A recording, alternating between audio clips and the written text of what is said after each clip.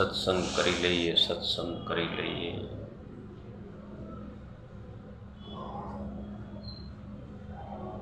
સાકરને અનાજમાં ભેળવીએ તો સાકર પોતાની બધી જ મીઠાશ અનાજને આપી દે છે. નહીં કે વાલા ભક્તો, સાકરને ઘીમાં ભેળવીએ તો સાકર પોતાની બધી મીઠાશ ઘીને આપી દે છે. એમ આપણા જીવાત્માને મહાપુરુષોની વાતોમાં ભેળવી દેવું ને તો એવો રંગ લાગી જાય આની ભક્તિનો, આપણને પછી રોકી નહીં શકે. આધ્યાત્મિક જગતની અંદર આ બહુ મોટી ઉપલબ્ધિ છે અને આ ઉપલબ્ધિ આપણને અંત સુધી કાયમી લાગશે, અંત સુધી કાયમી લાગશે.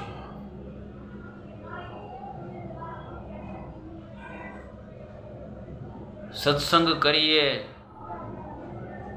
દરેક વિષય ઉપર આપણે ઊંડાણપૂર્વક વાતો કરીએ, પરંતુ જ્યાં લગી અંત સુધી ન પહોંચીએ ત્યાં લગી આપણને સત્સંગનું સુખ નથી આવતું. ભાઈ, સુખ નથી આવતું.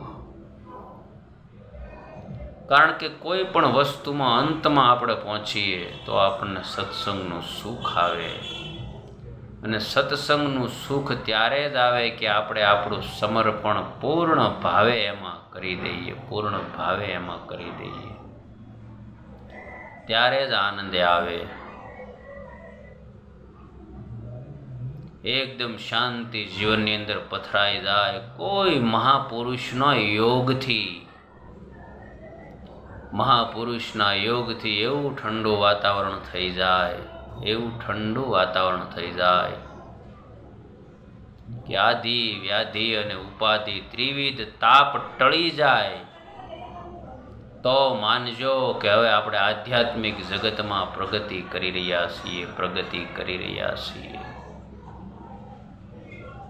એક દિવસ પૂર્ણ થયો તો માનજો આપણા જીવનમાંથી એક દિવસ ઘટ્યો છે. આપણે ભગવાન તરફ કેટલી ગતિ કરી, ભગવાન સંબંધી કેટલી વાતો કરી, આપણે એ વિચારવાનું છે, એ જોવાનું છે.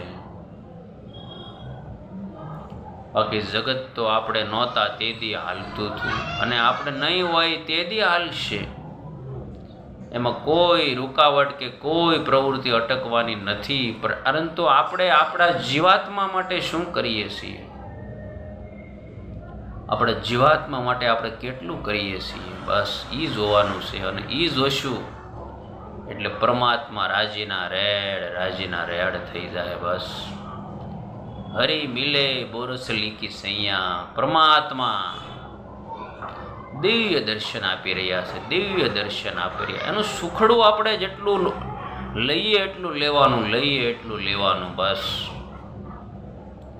કરીને જીવાત્માને પરમાત્માની અંદર પ્રેમ કરવાનો છે, પરમાત્માની અંદર લીન થવાનું છે અને પરમાત્માની અંદર ઓતપ્રોત થવાનું છે, ઓતપ્રોત થવાનું છે.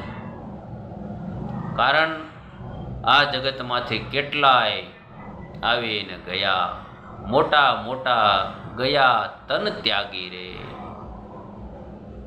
પણ જો પરમાત્મા રે હેત કરી લઈશું, અમારા દરેક વિડીયોની અંદર પરમાત્મા રે હેત કરવાની વાતો તો આવશે. અને આ જગતના ત્રિવિધ તાપમાંથી અંતમાં પરમાત્માની અંદર હેત કરવું પડશે. તેદી સુખ થાય અને તેદી આનંદ આવશે. આજ સમજીએ તો ભલે, કાલ સમજીએ તો ભલે, અને લાખ વર્ષ કેળે સમજીએ તોય ભલે, પણ કરીને આ કરવાનું છે. બસ પરમાત્મા કેટલી દિવ્ય મૂર્તિ અને મહાપુરુષોના કેટલા દિવ્ય આશીર્વાદ એ આપણે હાંભળ્યા જ કરી. ગેળા હાકર જેવા લાગે, ગેળા હાકર. કારણ કે માયાનો ભાગન્યા ન હોય. માયા આપોઆપ સત્સંગ ચાલતો હોય ત્યાંથી માયા પલાયન થઈ જાય. એટલે આપણને આનંદ આવે, અતિ દિવ્ય આનંદ આવે, ભવ્ય આનંદ આવે. બસ કરીને આપણે કામ એટલું કરવાનું છે, બીજું કાંઈ નથી કરવાનું. હેત કરી લઈએ હરિમાં એટલે આપણો બેડો પાર ભાઈ. હેત કરી લઈએ હરિમાં તો આપણો બેડો પાર. બીજું કાંઈ નથી કરવાનું.